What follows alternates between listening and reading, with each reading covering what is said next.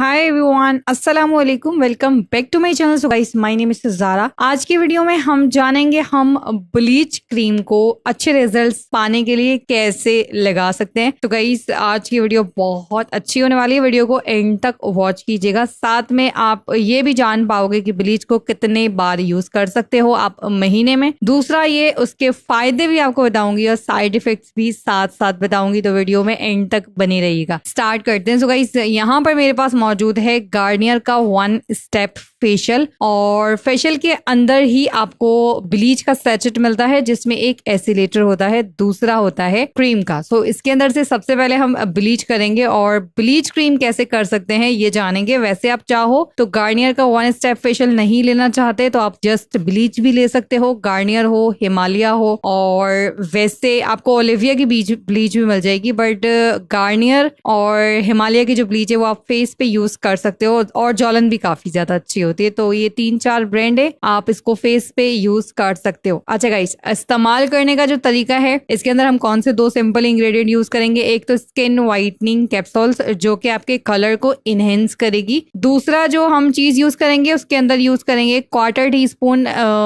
या तो फिर आलमंड ऑयल या फिर कोकोनट ऑयल। अब ऑयल हम क्यों यूज कर रहे हैं, क्योंकि ब्लीच जो होती है ना वो हमारे स्किन को ड्राई कर देती है, और जिन लोगों की स्किन ड्राई होती है तो उनके लिए एक प्रॉब्लम वाली बात होती है। तो ब्लीच क्रीम को जो है वो आप तभी अप्लाई करो जब आपके स्किन पे कोई मॉइस्चराइजिंग क्रीम अप्लाई हुई भी हो। अगर नहीं हुई भी तो आप जो है वो इसके अंदर ये वाला जो मैंने आपको एक इंग्रेडिएंट बताया है ऑयल, या फिर आप इसके अंदर कोई मॉइस्चराइजिंग क्रीम भी ऐड कर सकते हो 1/4 टीस्पून ब्लीच क्रीम के अंदर ही। उसके बाद इसको मिक्स करने के बाद 2 से 3 मिनट्स छोड़ो अच्छे रिजल्ट्स के लिए, और उसके बाद इसको अप्लाई करो। अप्लाई करने का सिंपल तरीका है, आपने पानी गर्म करना है। पानी गर्म करने के बाद स्टीम ले सकते हो तो वेल एंड गुड है। नहीं लेना चाहते तो टॉवल को गर्म पानी में डिप करके निचोड़ लो, उसके बाद फेस पे रख लो 5 मिनट्स के लिए। उसके बाद इसको अप्लाई करो। अप्लाई करने के बाद 10 to 12 मिनट्स, और अगर आपको लगता है आपके स्किन का कलर थोड़ा डार्क है तो 15 मिनट्स इसको जो है आप छोड़ो, और 15 मिनट्स छोड़ने के बाद स्पंज की मदद से इसको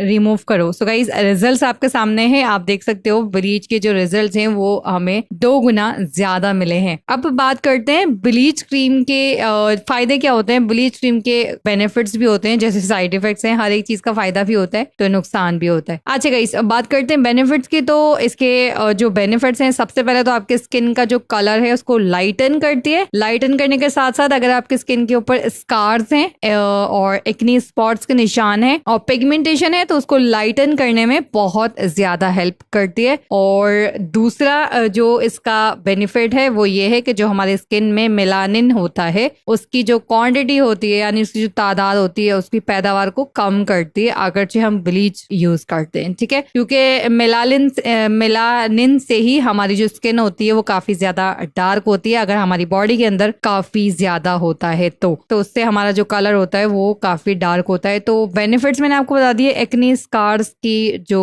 उसको कम करती है, रिड्यूस करती है, और आपकी स्किन को लाइटन अप करती है, और स्किन के ऊपर जो फेशियल हेयर होते हैं उसको भी लाइट करती है। अब बात करते हैं इसको कितना यूज करना चाहिए। तो महीने में एक बार आप इसको यूज करो। और क्यों यूज करो, इससे अच्छा फेशियल होता है। आप फेशियल के जो स्टेप्स होते हैं उनको फॉलो करोगे, क्लेंजिंग और स्क्रब को आप अगरचे हफ्ते में एक बार फॉलो करोगे तो आपको ब्लीच करने की जरूरत नहीं पड़ेगी, आपका कलर वैसे ही फेयर हो जाएगा। और सेकेंडली, ये महीने में एक बार किस लिए यूज करना चाहिए, क्योंकि ब्लीच क्रीम के साइड इफेक्ट्स बहुत ज्यादा है, नुकसानात बहुत ज्यादा है, फायदे कम है। ठीक है, अगरचे आपके स्किन सेंसिटिव है तो ब्लीच क्रीम कभी भी नहीं लगाओ। ब्लीच क्रीम से आपको क्या क्या हो सकता है। तो गाइस, FDA की रिसर्च बोले या फिर उनकी इन्वेस्टिगेशन के मुताबिक ब्लीच क्रीम हेल्थ के लिए अच्छी नहीं होती। स्किन के लिए जो स्किन लाइटनिंग प्रोडक्ट्स बनाए जाते हैं उनकी रिसर्च के मुताबिक उसके अंदर मरकरी होता है, और कुछ ऐसे प्रोडक्ट्स में उन्होंने देखा था जो कि स्किन ब्लीचिंग के प्रोडक्ट्स होते हैं, उन्होंने मरकरी को पाया था उस प्रोडक्ट के अंदर 12%। तो तब ही उन्होंने काफी सारे मुल्कों में ये बैन हो चुकी थी जो स्किन ब्लीचिंग के प्रोडक्ट्स होते हैं वो बैन हो गए थे और उसके बाद उनको वहां पर, अब तक वो बैन ही है, लेकिन बहुत से ममालिक ऐसे हैं जहां पर ये प्रोडक्ट्स बिकते भी हैं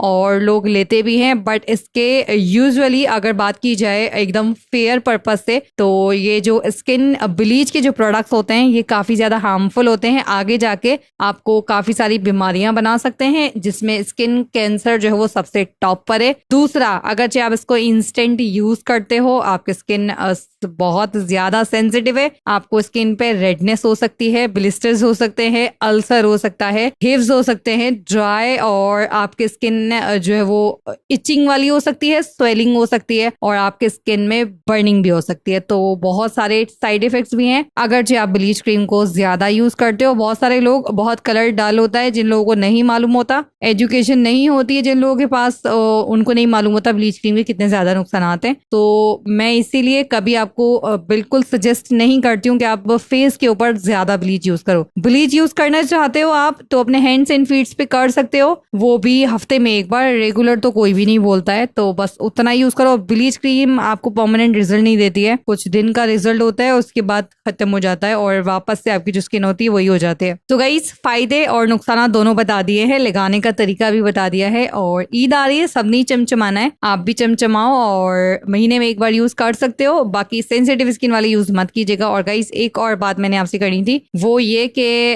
अगरचे हम जिन यूट्यूबर्स के पास कम व्यूज आते हैं, तो बड़े यूट्यूबर्स हमारा फायदा उठाते हैं। लाइक बोलने को वो कहते हैं हम काफी सारी रिसर्च से वीडियो बनाते हैं, लेकिन एक्चुअली में वो छोटे यूट्यूबर्स जो कि अच्छे से वीडियोस बनाते हैं या रिसर्च करते हैं, तो एक्चुअली में उनको कॉपी करते हैं। और अभी हाल ही में ऐसा सीन मेरे साथ हुआ है, तो मेरी वीडियो कॉपी हुई थी और वर्ड टू वर्ड कॉपी हुई थी, तो काफी ज्यादा मुझे बुरा लगा था। बट अगरचे आप किसी की वीडियो कॉपी करते हो तो आपको जो है वो बताना चाहिए, या फिर वीडियो का लिंक भी देना चाहिए आपको। तो ऐसा नहीं करना चाहिए। अगरचे आपके पास व्यूज ज्यादा आते हैं, इसका मतलब ये बिल्कुल भी नहीं है कि आप किसी की भी वीडियो उठाओगे और कॉपी करके बना दोगे, तो ये गलत बात है। तो गाइज, ये बात मैं आपसे कहना चाहती थी, तो सारी चीजें मैंने आपको क्लियर कर दी हैं। आई होप पसंद आई होगी वीडियो अच्छी लगे तो प्लीज एक लाइक जरूर किया करें। वीडियो बहुत मेहनत से बनती है, रमजानों में काफी मुश्किल होता है टाइम निकालना, लेकिन फिर भी आपके लिए निकालते हैं और अपना एक्सपीरियंस आपके साथ शेयर करते हैं। तो वीडियो को लाइक करना, और नेक्स्ट टॉपिक किस चीज से रिलेटेड हो कमेंट बॉक्स में बताइएगा। अपना ख्याल रखिएगा। अल्लाह हाफिज।